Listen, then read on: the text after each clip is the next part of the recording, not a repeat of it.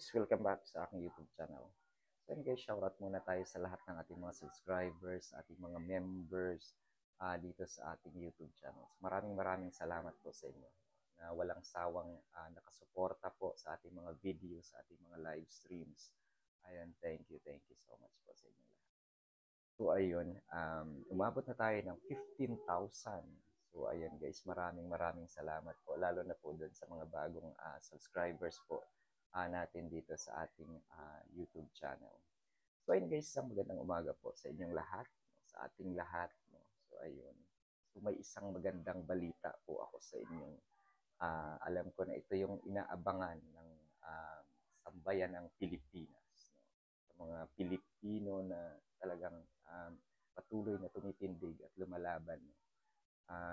Ayun.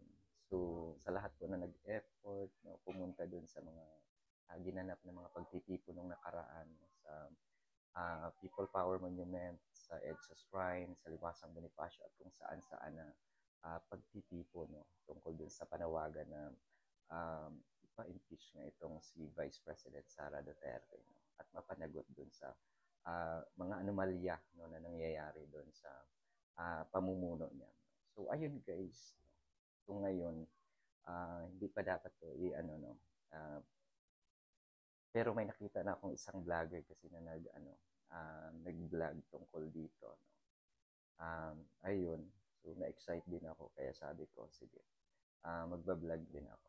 So, i-vlog ko rin to. No? So, alam ko magwawala na naman ang mga DDS dito. No? Saka, yun nga, sabi nga ni Sara, pag nanawagan siya, baka magkagulo. No? So, pag nanawagan daw si Sara, ayun, so alam na. No? So, ngayong araw na to, may magandang magaganap. No? So, February 5, 2025. So, ayun, ito yung vlogger. No? So, alam ko magdalo ito si Biyahe ni Koy. No? So, isa siya sa mga miyembro ng Magdalo na vlogger. So, napanood ko yung vlog niya tungkol dito sa magaganap ngayong araw na.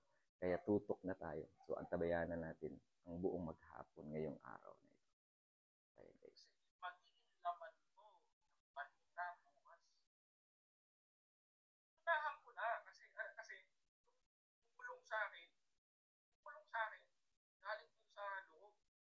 Bukas niya daw ihahatid yung sulat. Ay, yan na! Anong sulat yan? O, anong sulat yan? Bukas na to ihahatid sa opisina. Blank. O, Mr. Progressive Man. O, yan. What time alang, Koy? Tita, anytime tomorrow, ihahatid bukas ang sulat. Actually, 3 sulat yun, ihahatid ko sa opisina. At yung sulat na yun, mga kababayan ko, naman na yung ating ipinaglalaban. Ako'y natuwa po kasi yung sinasabi nila na 1.5 million na nag-rally versus dun sa 40,000, mas pinakinggan yung 40,000 kesa dun sa 1.5. Oh, totoo sinasabi ko ha. Mas pinakinggan yung 45,000 attendees kesa sa 1.5 million.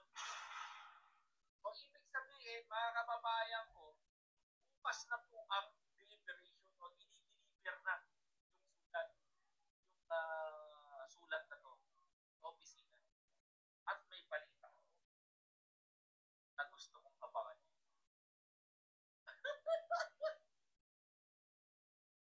Pero huwag kayong mag-alala, mga kababayan. So, ayun guys. No?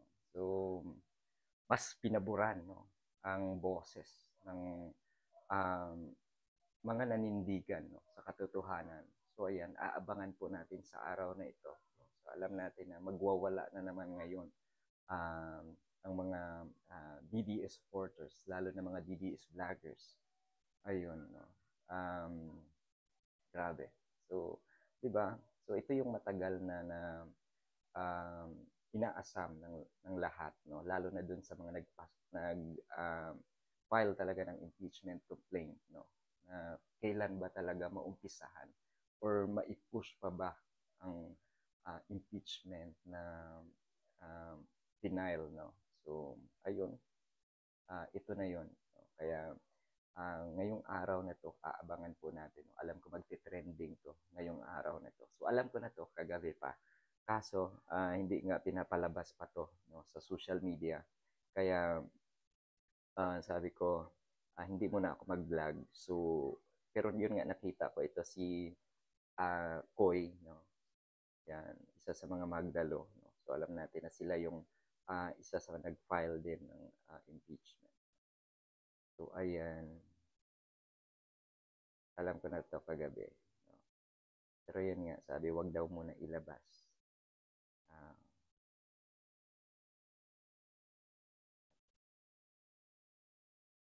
so, yun sa